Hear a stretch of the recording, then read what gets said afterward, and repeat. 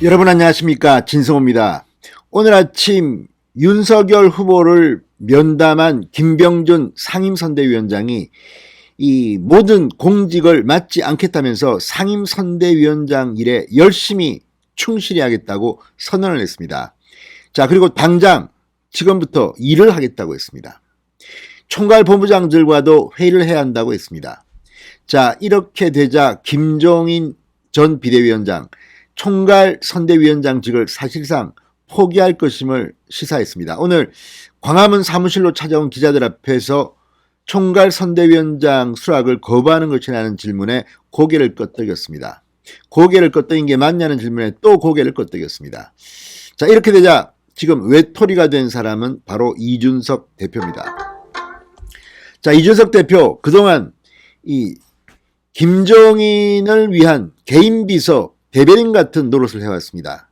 그때 이준석이 건 명분은 이 지휘 체계가 확실해야 된다. 그러니까 개선이 명확해야 한다는 겁니다. 그러니까 총괄선대위원장 김종인 밑에 상임선대위원장 김병준과 이준석 두 사람이 있고 그 밑에 총괄본부장 6명이 있는 체계, 이건 지휘 체계가 좀 애매할 수가 있다는 취지였습니다. 그래서 상임선대위원장이 필요하냐는 근본적인 의문을 김종인이 제기했던 것인지도 모릅니다. 그러나 김병준은 이제 상수가 됐습니다. 가는 겁니다. 윤석열 후보 역시 이제 김종인은 질문하지 말라고 했습니다. 자, 상황이 이쯤 되자 눈치 빠른 이준석은 김병준 원톱을 이야기하기 시작했습니다.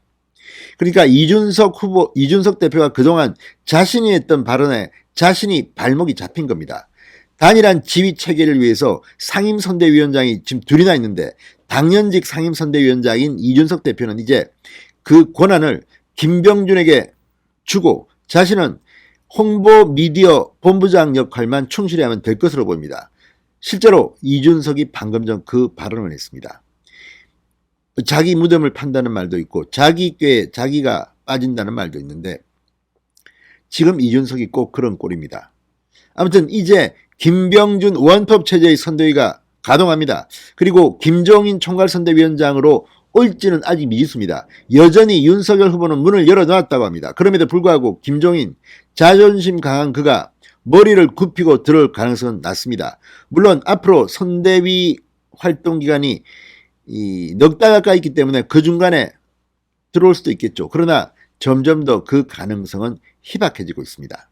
그래서 이준석이 윤석열 후보에게 백기를 든 것일까요? 방금 전 충격적인 발언을 했습니다. 진성호의 직설 시작합니다. 방송에 앞서 아직 진성호 방송의 구독자가 아니신 분은 붉은색 구독 버튼 눌러주십시오. 더 좋은 방송으로 보답하겠습니다.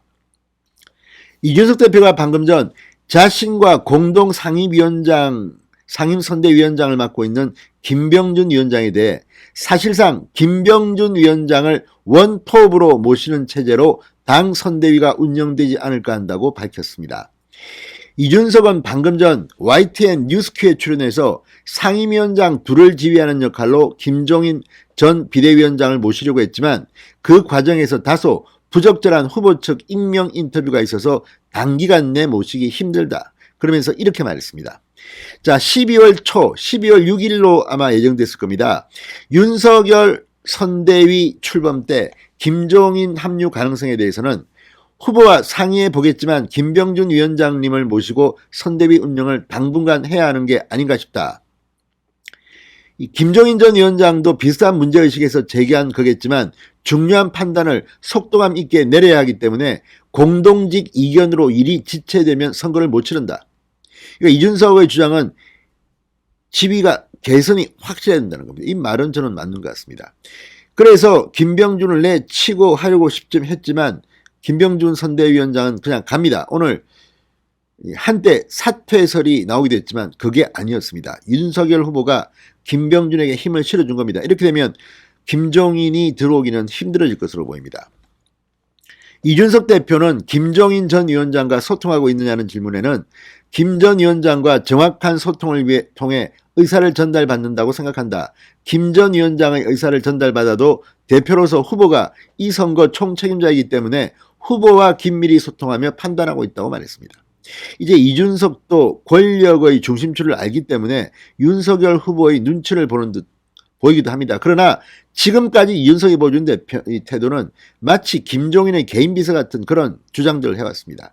오늘 아침에도 YTN인가 나와가지고 윤석열 후보를 겁박하는 듯이 김병준과 김종인 중 한 명을 선택해야 된다는 취지로 말해서 물의를 빚기도 했습니다. 그렇지만 이제 윤석열 후보가 정리를 다 끝냈습니다. 자, 이준석 대표는 오늘 오후 국회에서 기자들과 만나 김병준 위원장에 대해 오늘 오후 국회에서 이런 말을 했습니다. 제가 공동상임선대위원장으로 되어 있지만 저는 맡은 실무 분야가 따로 있어서 총괄적 관리 부분은 이 김병준 위원장이 많은 부분 하도록 공간을 비워드릴 생각이다. 제가 개입할 지점이 있으면 모르겠지만 지금 당장은 김병준 위원장이 상당한 주도권을 갖고 운영하길 바란다고 힘을 실어줬습니다. 본인은 홍보 미디어 총괄 본부장입니다. 자, 어쨌든 이런 상황을 보면 이제 급속하게 국민의힘이 안정을 찾고 있습니다. 이제 더 이상 김종인 문제 가지고 좀 이렇게 기사가 나오는 걸 보기가 싫습니다. 이게 한 20일 진행되면서 윤석열 후보의 지지율은 곤두박질치고 국민의힘이 지금 개판이 됐습니다. 지지율이 오늘 갤럽 조사에서는 2%포인트 차이로 민주당과 좁혀졌습니다. 이 모든 것이 이준석 대표의 책임이라 아니할 수 없습니다.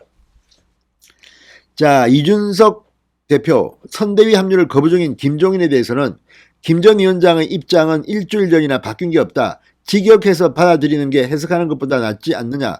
그분의 의사를 명확히 보이니 후보가 판단할 시간을 주는 게 좋을 듯하다. 근데 무슨 판단을 합니까 지금. 만나고 오라고 했는데 계속 김종인은 윤석열의 말을 부인하고 윤석열을 거짓말쟁이로 몰면서 지금 이렇게 목리를 부리고 있는데 어떻게 내려옵니까? 그리고 설령 김종인이 맞다 한들 또 중간에 뭐가 뒤틀리면 속이 뒤틀리면 나 이거 못해 하고 나가버리고 또 뭐 윤석열한테 험담이나 하고 그러면 어떻게 됩니까? 자, 이제 빨리 급속히 국민의힘은 안정을 찾아야 합니다. 이준석이 이 정도 발언을 한 건 뭐겠습니까?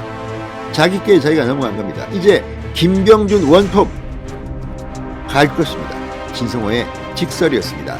여러분 감사합니다.